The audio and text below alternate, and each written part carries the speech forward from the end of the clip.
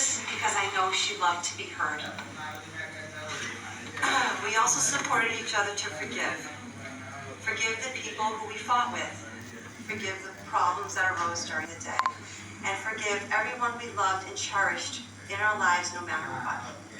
She was way better than forgiving than I will ever be. But I always did my best to forgive because my mother would be upset if I didn't.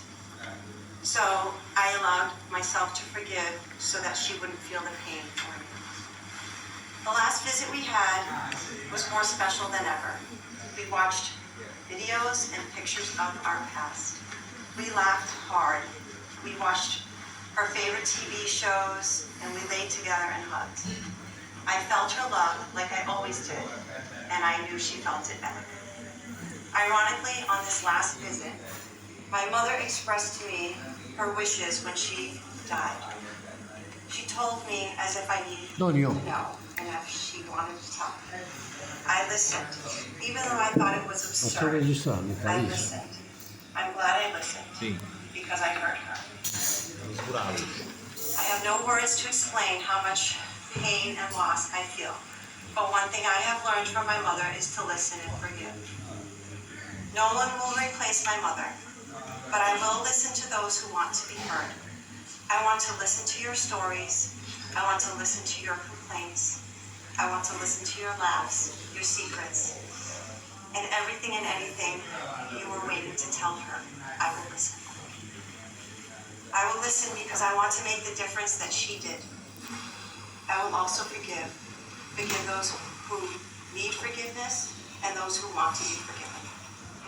Not a day will go by that I will not think about and miss her.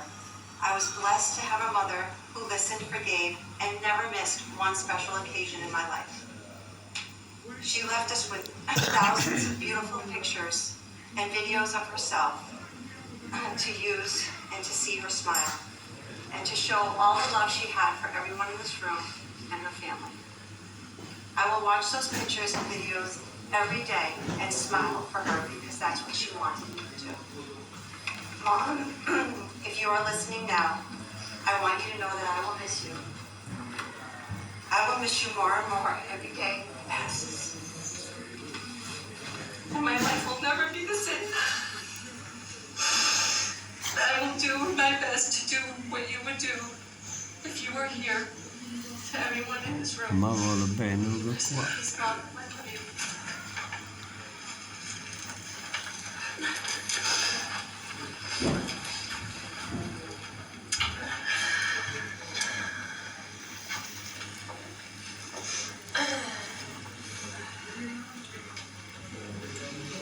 Thank you for being here with us today to celebrate the life of my amazing mother.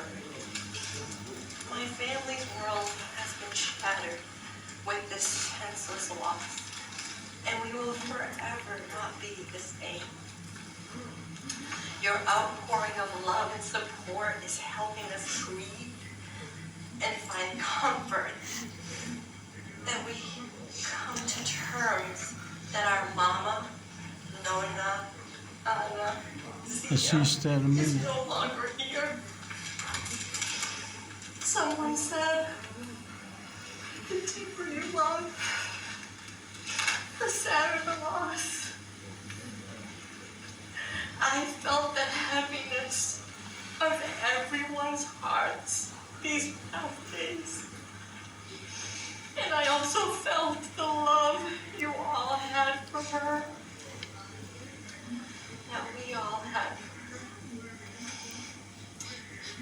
My mom was born in Italy and raised by her beloved aunt and uncle. She married my father, Arturo, and immigrated to the United States. Soon after I was born, and then my sister Lisa. Life in a new country, raising children without family or knowing the language wasn't always easy.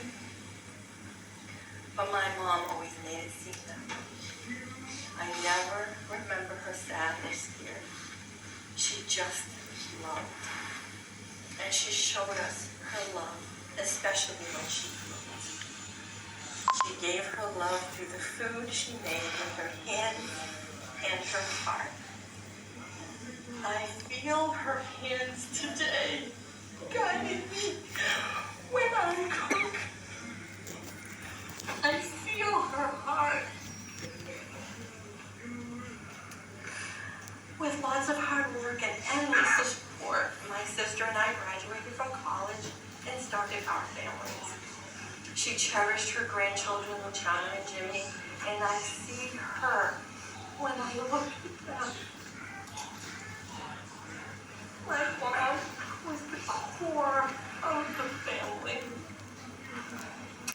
Even when our father died, and she still managed to keep the family together, our lives were fuller and richer and lighter with Anna in it. There are people you meet who become impossible to forget. They are not sent to you by accident, but instead destined to open the doorway to a different version of your life. I saw this quote the other day on Facebook,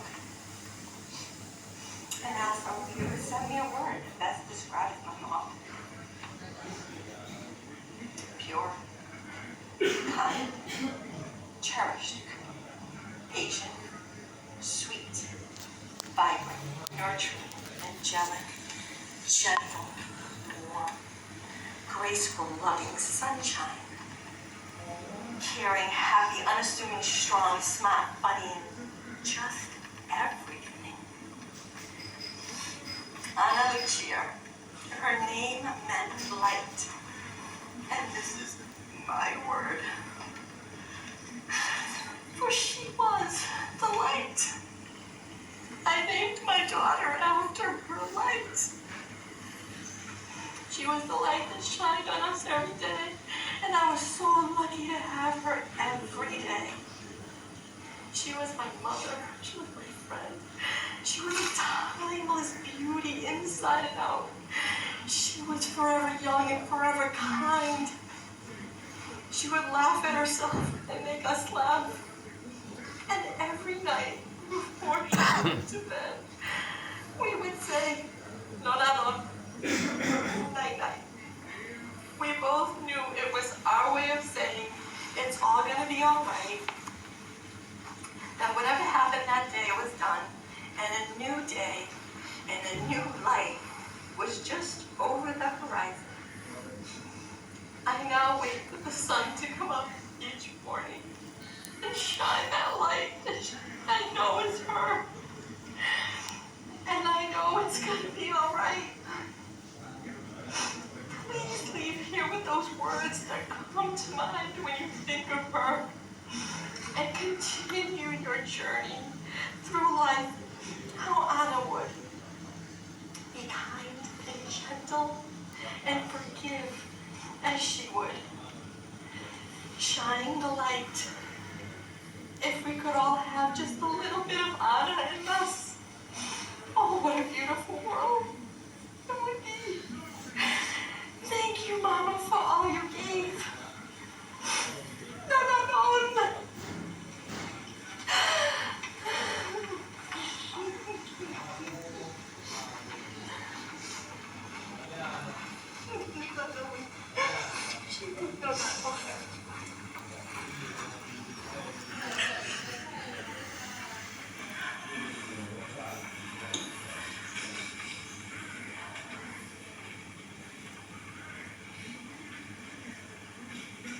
Thank you all for being here.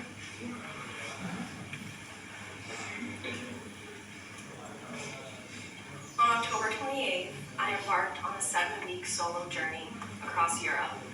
And contrary to popular belief, the intention of the trip was not about running away from my life, but more so about running towards a new version of myself.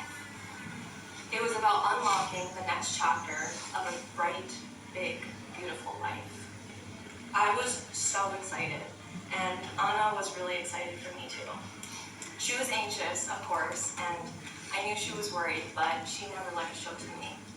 She expressed nothing but encouragement, and as the journey unfolded, she told me, now these are her words, not mine, that I was the best traveler who's super organized and always on top of it. I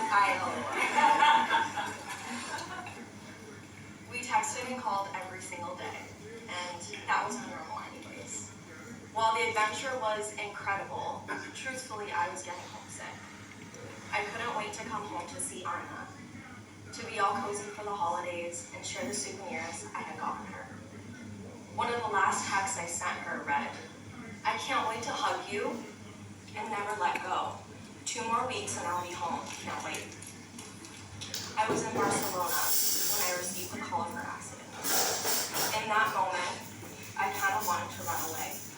That next chapter, which was giving me hope and optimism and excitement, was so quickly erased from my story. I was left feeling dull, sad, and angry. I understand that feelings are temporary, right? That what you think determines how you feel, and how you feel determines how you act. Always changing in constant flux, temporary, just like life itself. Over the past week and a half, there's been an array of feelings and emotions. Though grief has many stages, I miraculously, through the spirit of Anna's strength, have slowly been able to transform the heavy, negative, sorrowful energy into something that feels a little lighter. An energy that honors and represents her legacy more accurately. And how I've been able to do that is by reminiscing and sharing my love for her. Anna was easy to love because all she did was love, unconditionally. It was in her cooking, it was in her smile, it was in her language, it was in her mannerisms, it was in her personality. It was in everything she touched. It was her. She lived because she loved. She was exceptional at taking care. She was the definition of nurturing. She would drop anything to help those in need. She could bring a room full of strangers together. She was graceful, she was sensitive, she was wise. She was silly. She was my stupid ass, and I was hers too. I always found comfort in I also find a lot of comfort in talking about what she loved. She loved when it snowed. She loved taking pictures and videos, coffee, ice cream with a sugar cone, writing cards and letters on special occasions, donating to the poor, shopping at Macy's, gumball machines, Cappuccinos, the Container Store. She loved watching hummingbirds in the backyard, and when a new season of Dancing with the Stars was on. She loved eating tea cookies or galettes for breakfast, and always wore slippers and heels. Scratch tickets, oysters, orange soda, anything that involved olive oil. She loved fresh tomatoes in the summer, and I think Coco Chanel was secretly her idol. She loved when I blasted Mac Miller in the car, and lemon sorbet was the key to her heart. But the love for her family will always trump all. Anna raised me. She was the first person to hold me and feed me when I was born. She lived with my mom and I for as long as I can remember. She tied my shoes until I was like 15, and she was present for every single milestone to date. All my projects became her projects, all my interests became her interests, my friends were her friends. Every challenge I faced, she was right beside me, fighting with me. She thought of me in ways nobody else did. Everyone tells me she believed me, but I like to say she was invested in me. We were a unit, an inseparable bond. Partners in crime, teammates, besties, the person I could make side eyes with. Now in her eyes, I could do no harm. She used to tell me that if anybody ever tried to hurt me, she would kill him. So you do what you want. Ma che cazzo sta dicendo che se non hai capito? Chi sta appena rasato e che dite? When I Ma moved back home in September, I would go into her room to say goodnight. I would sit on the bed, look at her right in the eyes and say, "Good night, Anna. I love you so much. Thank you so much for everything." She often would pause and say, "You don't know what you would do without your mom, do you?" Every time with tears in my eyes, I would shake my head gesturing, "I have no effing clue." She would look at me, nodding. "I know. You gotta be strong,